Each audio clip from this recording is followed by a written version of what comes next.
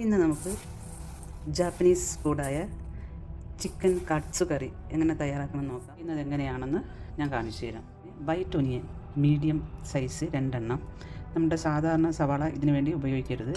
അതുപോലെ തന്നെ ഇതേ വലുപ്പത്തിനുള്ള 4 അല്ലി വെളുത്തുള്ളി, ഇതേ വലുപ്പമുള്ള ഒരു കഷ്ണം ഇഞ്ചി, 1 ടേബിൾ സ്പൂൺ മൈദ മാവ്, 1 ടീസ്പൂൺ മഞ്ഞൾപ്പൊടി നിറച്ചെടുക്കണം, 1.5 ടേബിൾ സ്പൂൺ സോയാ സോസ്, അതുപോലെ തന്നെ 1.5 ടേബിൾ സ്പൂൺ കറി പൗഡർ.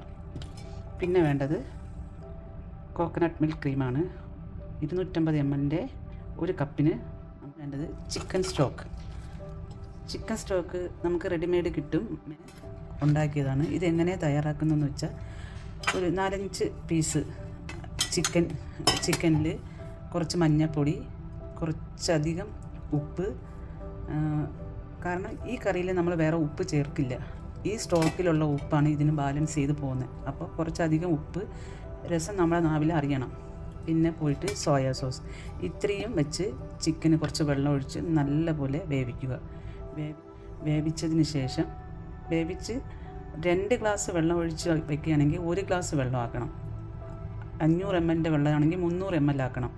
ആക്കി വേവിച്ച് അതിനെ നല്ലപോലെ അരിച്ച് എടുത്ത് വച്ചിരിക്കുന്നതാണ് ഇതിൽ ഒരു chemical brown sugar 1 table spoon, vegetable oil, വെളിച്ചെണ്ണ ഇതിന് ചേർക്കരുത്. വെജിറ്റബിൾ ഓയിലോ സൺഫ്ലവർ ഓയിൽ എന്തായാലും 3 ടേബിൾ സ്പൂൺ വേണം. ഇത്രയുമാണ് നമ്മൾ കറിക്ക് വേണ്ടിയിട്ട്. ഒരു ചിക്കൻ വേണം, ചിക്കൻ ബ്രസ്റ്റ് തന്നെ വേണം. ഇതുപോലെ കട്ട് ചെയ്ത് വരിഞ്ഞെടുക്കണം.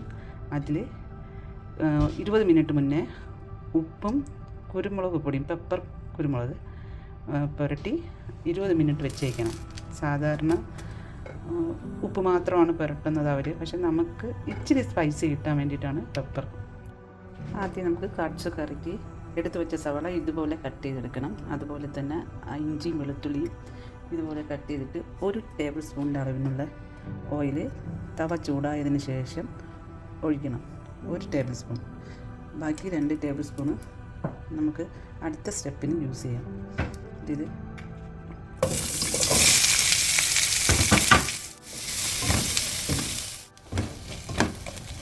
ഈ രീതിയിൽ വേണം സവാള വഴറ്റിയെടുക്കാൻ. ബ്രൗൺ ആകണ്ട, എന്നാൽ വെന്ത് ജസ്റ്റ് ഒന്ന് കുഴയണം. ഇതിലേക്ക് നമുക്ക് മസാല നിറച്ചെടുക്കണം. ഇത് കണ്ടോ, പച്ചമണമെല്ലാം പോയി മഞ്ഞയുടെ നിറമെല്ലാം ഒന്ന് ഡാർക്കായി നല്ലൊരു മണം വരുന്നുണ്ട്. മഞ്ഞൾപ്പൊടി മൊരിഞ്ഞ് വരുമ്പോൾ നല്ലൊരു മണം. ഇതിൻ്റെ പച്ച മണം വരാൻ പാടില്ല. എനിക്ക് കറിക്കൊരു മഞ്ഞയുടെ ടേസ്റ്റ് കൂടി നിൽക്കും, കാരണം നമ്മൾ മഞ്ഞൾപ്പൊടിയാണ് കുറച്ചധികം ചേർക്കുന്നത്. ഇനി നമ്മൾ എടുത്ത് വെച്ചിരിക്കുന്ന 1 ടേബിൾ സ്പൂൺ മൈദ മാവ് ഇതിൽ കൂടെ ചേർക്കും. ഇതിലേക്ക് 1.5 ടേബിൾ സ്പൂൺ കറി പൗഡർ,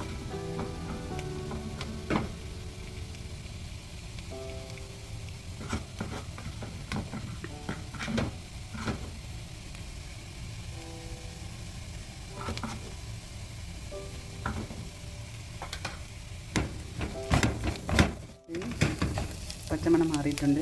ഇനി നമുക്കിത് തീ ഓഫ് ചെയ്ത് തണുക്കാൻ വയ്ക്കാം. ഇത് നല്ലപോലെ തണുത്തതിന് ശേഷം നമുക്കിത് നല്ല ഫൈനായിട്ട് സ്റ്റോക്ക് ഒഴിച്ച് വേണം അരയ്ക്കാൻ. വേറെ വെള്ളം നമുക്കിതിൽ ചേർക്കാൻ പാടില്ല, ഉപ്പ് ചേർക്കാൻ പാടില്ല. ആ വെള്ളം ഒഴിച്ച് നല്ല ഫൈനായിട്ട് അരിച്ചെടുക്കണം. ഒരു തരി പോലും ഇല്ലാണ്ട് അരിച്ചെടുക്കും. ജാസ്മിൻ റൈസ് എങ്ങനെ കുക്ക് ചെയ്യണമെന്ന് നോക്കാം. ചെയ്യുന്നത് നമ്മൾ വെള്ളം വറ്റിച്ചെടുക്കുന്നതാണ്. അതിന് വേണ്ടിയിട്ട് 2 കപ്പ് റൈസാണ് ജാസ്മിൻ റൈസ് എടുത്തിരിക്കുന്നത്. ഈ കപ്പിന് 2 കപ്പ്. നമുക്കത് കുക്കറിലോട്ട് മാറ്റാം. അരി അളന്ന അതേ കപ്പിൽ 1 കപ്പ് അരിക്ക് 2 കപ്പ് വെള്ളം എന്ന രീതിയിൽ 2 കപ്പ് അരിക്ക് 4 കപ്പ് വെള്ളം. ഒന്നും നമ്മൾ ചേർക്കേണ്ട ആവശ്യമില്ല, കാരണം ആ കറിയിലുള്ള ഉപ്പ് മതി. എന്നിട്ട് കുക്കർ ഓൺ ചെയ്യുക. ഒരു 20 മിനിറ്റ് കഴിഞ്ഞ് വരുമ്പം റൈസ് പാകത്തിന് റെഡിയായിരിക്കും. റൈസ് വേവുന്ന സമയം കൊണ്ട് ചിക്കൻ നമുക്കൊന്ന് സെറ്റ് ചെയ്ത് വയ്ക്കാം. നമുക്ക് എങ്ങനെ സെറ്റ് ചെയ്ത് നോക്കാം. ആ എടുത്ത് വെച്ച മുട്ട ഒന്ന് ആദ്യം ഈ ചിക്കൻ എടുത്ത് ഈ മൈദ മാവിൽ ഒന്ന് മുക്കിയെടുത്ത ശേഷം നമുക്കിത് ഈ മുട്ടയിലോട്ടൊന്ന് നോക്കാം. നമുക്ക് ബ്രെഡ് പൊടിയിലിട്ട് മുക്കിയെടുക്കാം. 5 മിനിറ്റ് വെച്ചേക്കാം. അരിച്ചെടുത്തിട്ടുണ്ട്.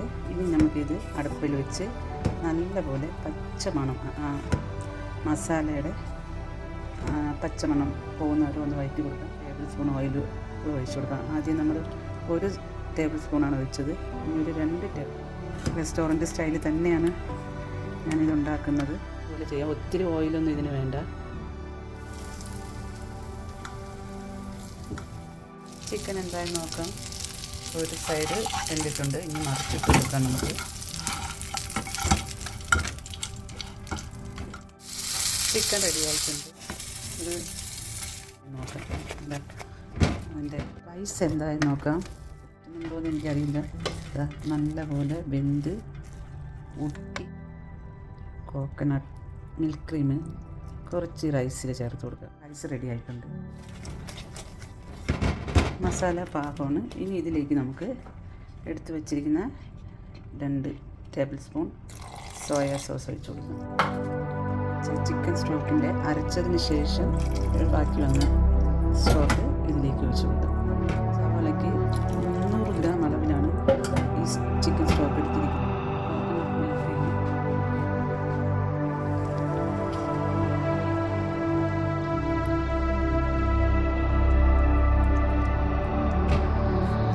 ഷുഗർ ആഡ് ചെയ്യണം.